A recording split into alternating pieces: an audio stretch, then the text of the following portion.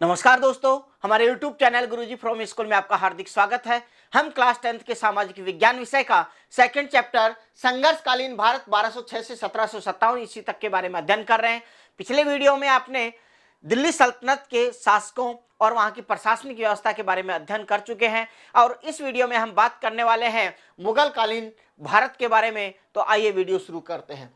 मुगल कालीन जो भारत है या मुगल शासन की जो स्थापना भारत में की वो की थी बाबर ने, और बाबर ने भारत पे शासन किया था 1526 से 1530 ईस्वी तक। अब इससे पहले बात कर लेते हैं कि बाबर है कौन। बाबर के पिता जो हैं उमर शेख मिर्जा, वो तैमूर वंशीय थे, और माता जो थी वो जो मंगोल सेनानायक था चंगेज खां, उस वंश से संबंधित थी। और इन दोनों की संतान कौन था? दोनों तो इसमें बाबर में तैमूर वंश के गुण भी थे और चंगेज खां जो वंश है उसके भी गुण थे। आपने मंगोल सेनानायक चंगेज खां के बारे में पढ़ा होगा जब हमने इल्तुतमिश पढ़ा था उस समय, और तैमूर वंश के बारे में हमने जब तुगलक वंश के बारे में पढ़ रहे थे उस समय पढ़ा था कि इसने दिल्ली पे आके आक्रमण किया था और बहुत ही भयंकर आक्रमण किया था, बहुत अधिक लूटपाट की थी। तो इन सब के गुण किसमें हैं? बाबर में है।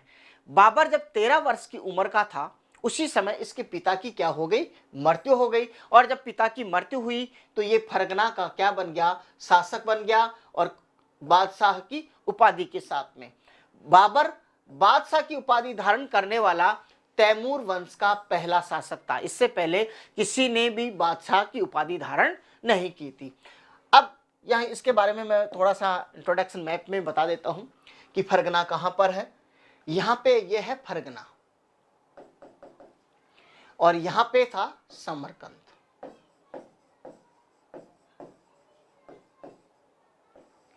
बाबर इस छोटे से राज्य का शासक बनता है, लेकिन वह बहुत ही बहादुर होता है और तलवारबाजी में बहुत कुशल होता है, घुड़सवारी भी अच्छी आती है। तो वह चाहता है कि मैं मेरे साम्राज्य का विस्तार करूं, और जो मेरे वंशज के तैमूर थे उन्होंने जहाँ पे अपने राजधानी कहाँ रखी थी? समरकंद। तो मेरा शासन भी कहाँ तक होना चाहिए? समरकंद तक होना चाहिए। समरकंद मेरी राजधानी होनी चाहिए। वह यहाँ पे कई बार आक्रमण करने का प्रयास करता है, लेकिन हर बार क्या हो जाता है? असफल हो जाता है। जब यहाँ पे उसको सफलता नहीं मिलती है तो वह रुख करता है अपने यहाँ पे भारत की ओर, और यहाँ पे काबुल और जो कंधार है यहाँ पे अपना राज्य स्थापित करता है। यहाँ पे जब अपना राज्य स्थापित कर लेता है उस समय की यदि मैं बात करूं अपने भारत की स्थिति की, तो भारत में अपने यहाँ पर दिल्ली में तख्त पे कौन बैठा था? इब्राहिम लोदी। कौन था? इब्राहिम लोदी। इब्राहिम लोदी का शासन था, और इसी का एक भाई था दौलत खान लोदी, जो पंजाब पे के क्या था? गवर्नर था दौलत खान लोदी। दौलत खान लोदी क्या चाहता था? कैसे भी करके मैं इब्राहिम लोदी को तख्त से हटा दूं और स्वयं क्या बन जाऊं? यहाँ का शासक बन जाऊं। इसलिए दौलत खान लोदी यहाँ पे बाबर को आमंत्रित करता है। हालांकि इसको दिमाग में दौलत खां को यह है कि क्योंकि तैमूर चंगेज खां ये सब क्या रहे हैं? आक्रांता रहे हैं, लेकिन आने के बाद यहाँ पे मतलब एक तरह से लुटेरे हैं जो आएंगे, लूटपाट करेंगे और वापस चले जाएंगे। जब मौका मिलेगा तो दौलत खान लोदी क्या करेगा? दिल्ली के तख्त पे बैठ जाएगा। ऐसा इसका विचार होता है। तो ये अपना एक संदेशवाहक भेजता है बाबर के पास में कि आपको भारत पे आक्रमण करना चाहिए, और वहाँ की जो घरेलू परिस्थितियां हैं ये भी अच्छी नहीं है। बाबर भी अपने महत्वाकांक्षी तो राजा है, वह भी चाहता है कि हाँ ठीक है, हम इधर तो शासन अपना विस्तार नहीं कर सकते, लेकिन अपना साम्राज्य का विस्तार इधर भारत की ओर करते हैं। वो यहाँ पे बाबर यहाँ से चलता है और अपनी सेना लेके यहाँ पे पानीपत जो हरियाणा में पड़ता है यहाँ पे पहुँच जाता है, और अपना जो लश्कर है, अपनी जो सेना है यहाँ पे डेरा डाल देता है। इधर इब्राहिम लोदी को जब पता चलता है कि बाबर यहाँ पे पानीपत के युद्ध के मैदान में यहाँ पे अपने सेना सहित आक्रमण करने के लिए तैयार है, तो इब्राहिम लोदी भी क्या करता है? अपनी बहुत बड़ी विशाल सेना जो लगभग 1 लाख की विशाल सेना है उसको लेके वहां से रवाना होता है। कहां पे? पानीपत के मैदान की ओर। अब बाबर की सेना तो सिर्फ केवल कितनी है? 12,000 की, और इब्राहिम लोदी की सेना में लगभग 1 लाख सैनिक हैं। लेकिन इसके जो सेना है ये कैसी है? युद्ध में कुशल है, मतलब इनको प्रशिक्षण प्राप्त है या कहें प्रशिक्षण प्राप्त है। इसकी सेना को कोई विशेष प्रशिक्षण प्राप्त नहीं है। दूसरा, इनका पास में युद्धों का अनुभव है, इनके सैनिकों के पास में क्या है, युद्ध का अनुभव है।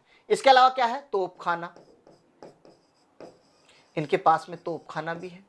इसके अलावा क्या है, बाबर के पास में जो उज्बेकों से, यहां से हालांकि समरकंद को जीत नहीं पाया, लेकिन उज्बेकिस्तान के जो लोग हैं या उज्बेकिस्तानी जो है या उज्बेक हैं, उनसे एक युद्ध पद्धति सीख के आया था जिसका नाम है तुलगुमा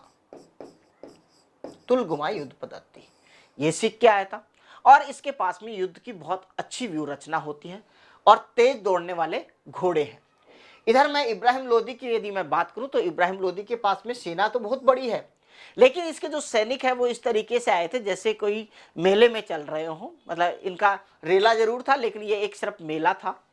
क्यों? क्योंकि इसके जो सैनिक थे वो इब्राहिम लोदी के विशेष वफादार नहीं है। क्यों नहीं है?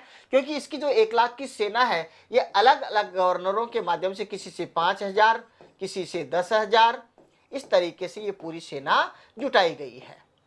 तो इस वजह से ये सैनिक अपने गवर्नर, मतलब जो प्रांतीय जो गवर्नर थे उनके प्रति तो वफादार है, लेकिन इब्राहिम जो लोदी है इसके प्रति कोई विशेष वफादार नहीं है। दूसरा, इनको युद्धों का विशेष अनुभव भी नहीं है। इसके पास, इब्राहिम लोदी के पास में कोई विशेष प्रशिक्षण प्राप्त सैनिक भी नहीं है, मतलब, और न ही इसके पास तोपखाना है, न ही बारूद है, ये सब चीजें इसके। और इसके पास क्या है, लेकिन हाथी है।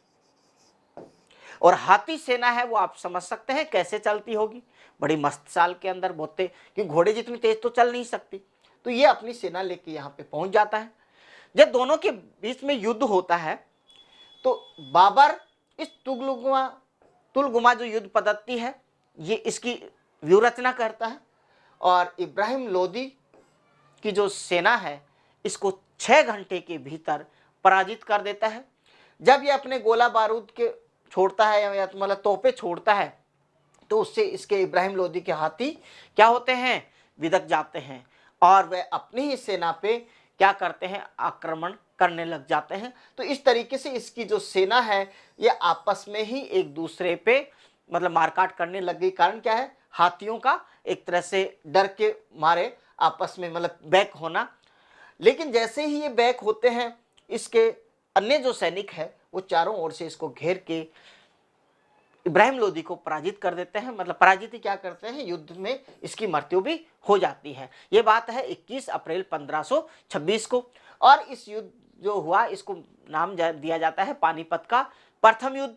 और इसी पानीपत युद्ध में भारत का भाग्य पलट जाता है और भारत में स्थापना होती है मुगल शासन की, या मुगल शासन की। तो इस तरीके से भारत में क्या होती है, मुगल साम्राज्य का स्थापना हो जाती है। और भारत में मुगल साम्राज्य जब स्थापित होता है तो बाबर ने कुल यहाँ पे 4 युद्ध लड़े थे। उन चारों युद्धों में बाबर की विजय हुई। और कौन कौन से वो युद्ध हैं उनके बारे में अपने एक ट्रिक के माध्यम से याद करते हैं। तो देखते हैं। सबसे पहले पानीपत का प्रथम युद्ध जो 21 अप्रैल 1526 में हुआ।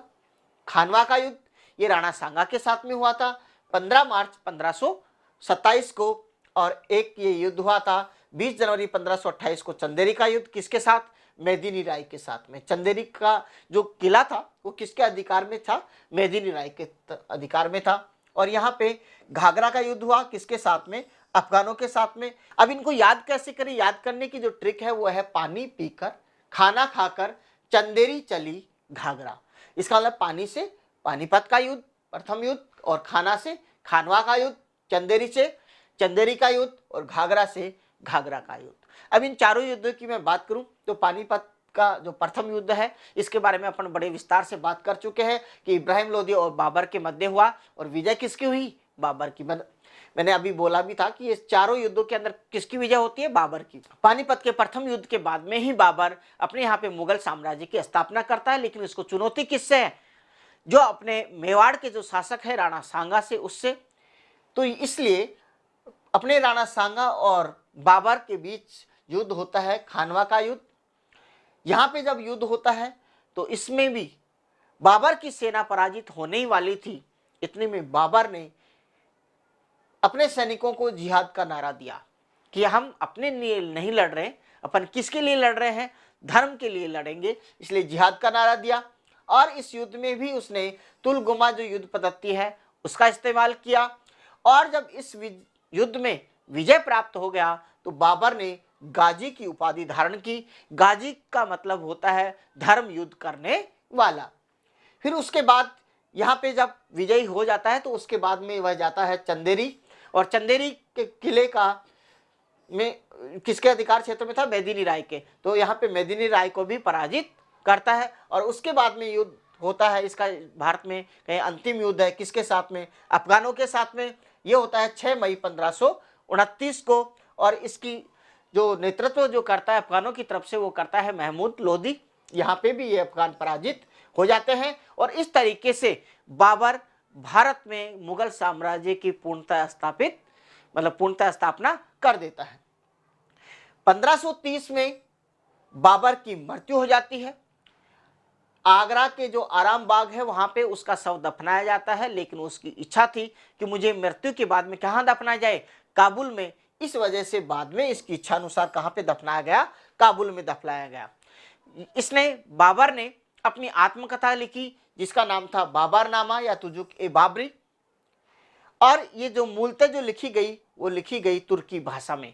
सीधा प्रश्न यही बनता है कि बाबरनामा किस भाषा में रचित किया गया, रचना की गई, वो तुर्की भाषा में की गई। लेकिन उसके बाद में इसका जो पुत्र है बाबर का, कौन, अकबर। अकबर के समय में अब्दुल रहीम खान खाना ने बाबरनामा का अनुवाद किया किसमें, फारसी भाषा में। इस तरीके से हमने अध्ययन किया बाबर के बारे में, किस तरीके से यहाँ पे मुगल साम्राज्य की स्थापना की। यदि ये वीडियो आपको अच्छा लगता है तो लाइक एंड शेयर करें, हमारे चैनल को सब्सक्राइब करें। Thank you for watching.